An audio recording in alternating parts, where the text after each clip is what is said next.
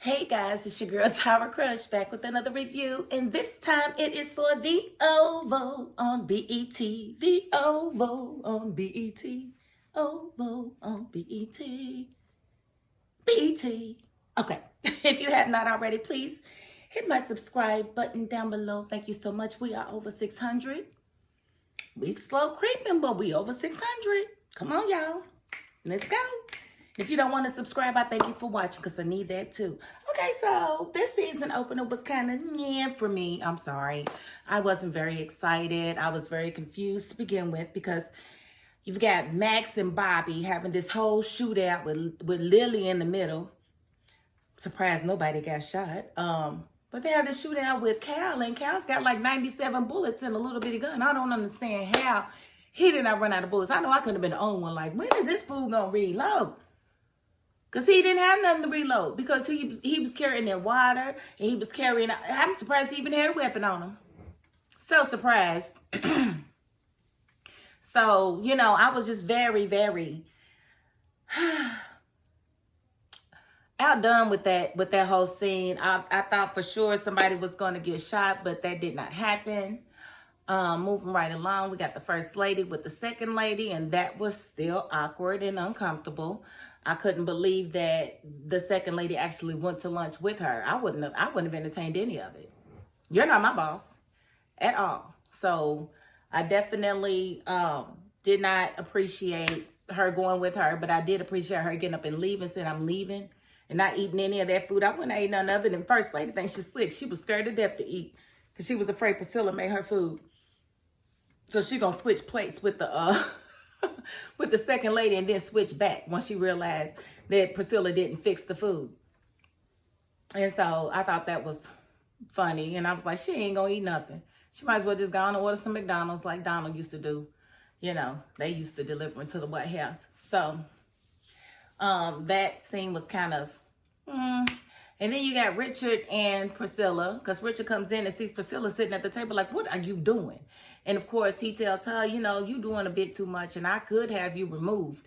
And he's basically threatening her to have her removed. And he told her to leave and go talk to Nancy, tell Nancy everything that she's going through. And, he threatened her job because, they both CIA agents on the low. And so he's got that type of clearance over her. So Bobby and Max take Lily back to the hotel room that the vice president put them in. And she was just getting on my nerves. Am I safe here? Am I safe here? You wasn't safe at home, so be quiet. God, she gets on my nerves. She just does. I don't understand what Bobby sees in. I told Bobby he can come here and I'm going to take good care of him. He don't need to go and keep seeing Lily. Because Lily don't know. She don't know what she wants. Come on to Stone Mountain. I got you, Bobby. Jeez. I'll let Melanie go in the waste. Okay, so the vice president and the second lady had their conversation. And, of course, she told Victoria she didn't know nothing about nothing. But come to find out, she knew everything about everything. Yep, sure did.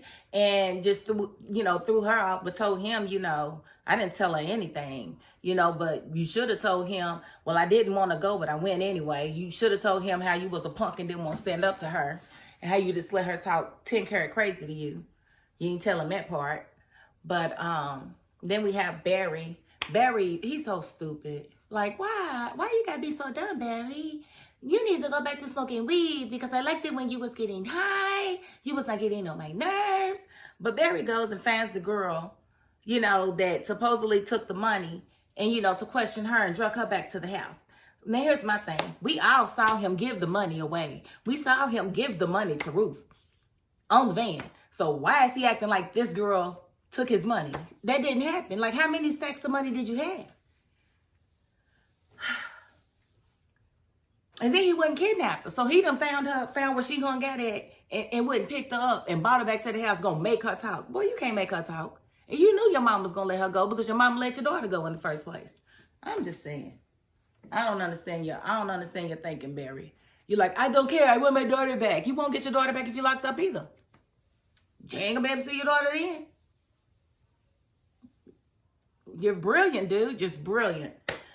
So then we have, I don't know why, but Sharon and Kareem and Dale, they was all at Kareem's apartment. And, you know, it's a bunch of back and forth. What's going on? Oh, nothing. What's going on? Oh, nothing. I'm going to go to work. Well, I'm going with you. Well, I'm going with you. No, you're not. Yes, I am. No. Blah, blah, blah. Like I said, this episode was very blah for me. And I did not appreciate the blindness of it. But they all decided to go. And Dale couldn't even get up. He needed help getting up. Like, bruh. Whatever. Let that be that. Of course, we've got Donald and the president talking about, you know, the vice president and what they thought he would do and whatnot. It was just it was all filler. And then Donald gets a call from Cal letting him know that Max and Bobby had pretty much taken Lily, and Donald couldn't believe it because, you know, he left her there to die. And his own wife, you know, but, you know, she had gotten taken by Bobby and Max. And Cal couldn't do anything about it. He kicked the old Secret Service agents to let them up, but it was nothing they could do. They were outnumbered. You know, they were outpowered. Let's just say that. And so, you know, Donald was upset. So when they get to the White House, then you see Cal pulling in behind them, basically in a big black truck. And he gets out and he's like, what are y'all doing here? And they're like, we're here with the vice president or whatever. And so basically, Sam comes running out because he sees them out fighting. They tell the vice president and the second lady to go on in the White House because they was about to handle some business. And so the business was beating Cal's butt. And, you know, Max wanted to kill him. But, you know, Lily asked Bobby, can you please just bring him to me? Let me kill him. I want to do it. I want to do it. No, just bring him to me. No, you don't deserve to do it because you're stupid and you're not going to do it. We know you're not going to do it. You're going to flub it, Lily. Because that's what you do. You flub it. You should have let Max kill him when he had the opportunity because I am ready to see him die. I'm ready to see Max die. Not Max, Cal. I'm ready to see him die. And I feel like Max should have went ahead and did it. Let Bobby quit. You know what? Everything can't be your way, Bobby. You can't keep on threatening to leave the partnership, Bobby. You can't. Then just go get your Lily and live happily ever after the best way you can then. Because I am killing Cal right now. So they just beat him up and put him in the back of a truck just so that he would have the opportunity to get himself out because he ain't dead. So of course they just put some handcuffs on him. He's gonna get himself out. Okay, so Lily wants her opportunity to kill Cal, and of course Bobby's gonna oblige her like a fool. He should just tell her no and let Max do what he do, but he didn't. So they go on in there to meet the vice president. The vice president says, I'm ready to have this press conference. And he goes to have the press conference. In the press conference, he's telling the people that, you know, the White House is tied to these murders. And Bobby and Max are, you know, basically they're heroes and they should be guarded as such. You know, the White House, the president and the vice and the first lady are totally responsible for these killings and blah, blah, blah, blah. All of this stuff that they said. And then, you know, Hunter and Victoria was just sitting over there like, oh my God, I can't believe this. Yeah, it happened. It happened. And his wife was standing right next to him. So yeah, she did know what was going down the whole time. So that was refreshing for me. And then they had this little silly scene with Jason and the security, you know, the Secret Service agent on the patio. I guess he wanted to smoke a cigarette or whatever. And so, you know, basically he's talking about he's so angry. He's tired of being angry all the time and all of this and all that. And then it was just so stupid. Jason points at something. The Secret Service agent's like, oh, what is it? What is it? In that moment, Jason jumps over the banister. Now, whether or not they're up high, I don't know. Whether or not he's going to be injured at all, I don't know. I don't know what his instinct was. Because we all know that he wasn't trying to kill himself that one day. But he's had a agent on him every moment, every waking moment since. So I don't know what Jason's whole motive was in jumping over the banister. I seriously don't. But at any rate, he did it. And I don't know. We're just going to have to see how it comes out. But that was supposed to be the cliffhanger, I guess. But it was just a lackluster one. The whole show was blah. I'm hoping that the season picks up some.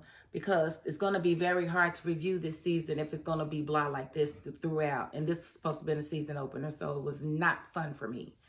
Sorry, but that is all I have to say about that. And again, I do apologize that I don't have more, but don't blame me. Blame the writers. Blame the show. Because y'all know it was duty water. 4 out of 10, if that. And again, if you haven't already, hit my subscribe button down low. I do appreciate you. And that is my $5 and 2 cents. Peace.